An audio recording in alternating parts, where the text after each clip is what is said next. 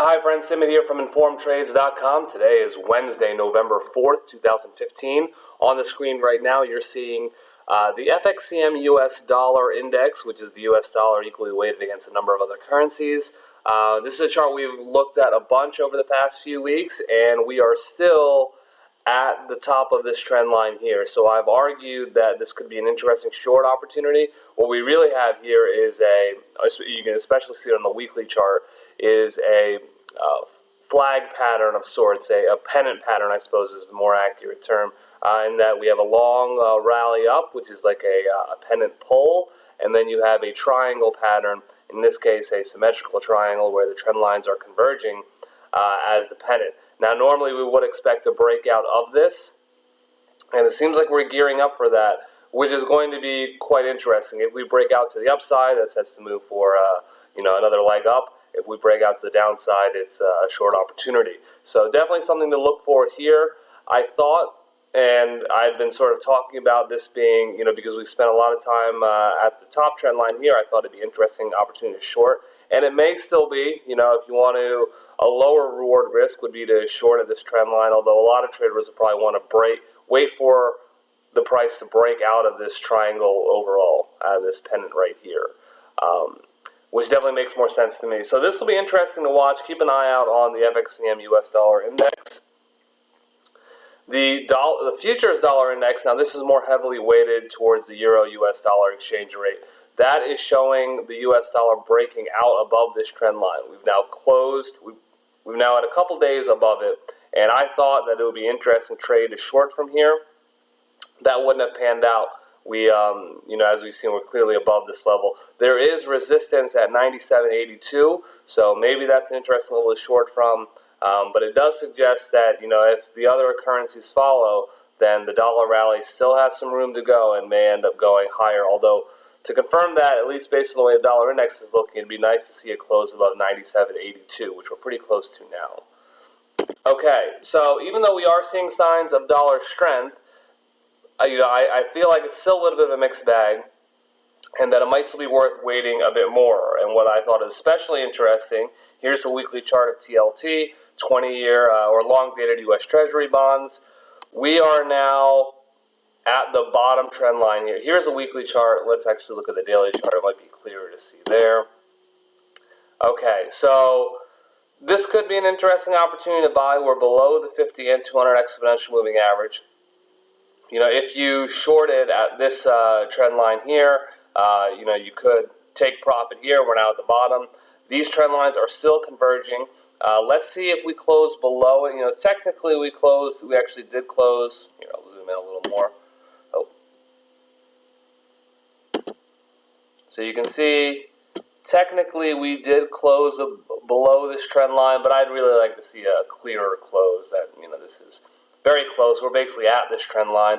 So it'll be interesting to watch today if the market defends this trend line. If not, we may be ready to go much lower.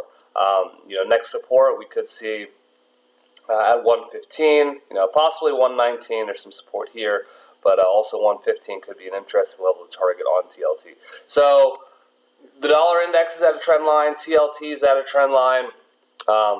Let's see if where they go. And they both have these triangle patterns where price is converging.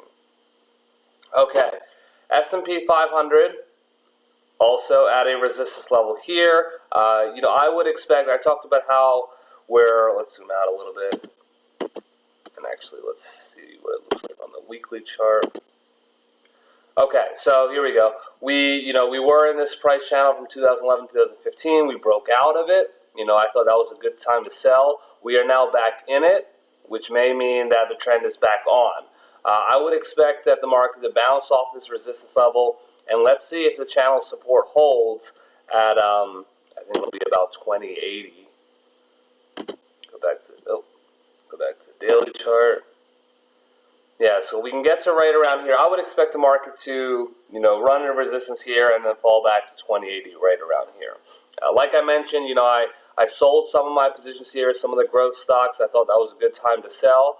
I kept some on because, for fundamental reasons, I still think there's a lot of weakness in the Treasury bond market and equities will go higher. I'll do a longer video about, some of the technicals on just the S&P 500. But now I think, in light of where we're at, 2110, I think there's a resistance level here. I think it's pretty reasonable to expect the market to bounce off this and fall to 2080. I'm not trading that short term of a move, but something to note, I think. And a potential trade opportunity, potential opportunity short here, and set a target of 2080. I wouldn't do it, but I think it's something that could make sense technically, especially if we get a narrow red candle here today. Gold. Yesterday we had a video on gold. We have broken below this trend line here, key trend line. So that pattern of higher lows is, this trend line is no longer really valid. Let's say if we rally back up. I think, if you're looking to short, I think if the market rallies back up to test a trend line at 1130 or so, that could be an interesting level to short from. I'm still long based on the long-term analysis, but definitely, this situation makes gold look a little more bearish in my opinion. But let's see how the next few candles shape up. Oh, that is gold. Okay, high-grade copper. I had mentioned that, we were breaking south. What I did not note was that we really have a morning star pattern right here, and this could be a swing low. We also have a pattern of higher lows in place. So, I think we are below the 50-cent moving average. We are below the 200 exponential. There is a AB equals CD pattern and a pattern of lower highs. However, there's also a pattern of higher lows. So we may get actually some. Let me actually draw that trend line a little bit, make it clearer. What happened? Okay, something like that. Price. I still think there could be some consolidation going on. Ultimately, my inclination is that price will head lower, but let's see. Definitely, I would say I just wanted to make this because I talked about how there were some bearish signs on high-grade copper in yesterday's video, or maybe it was the day before.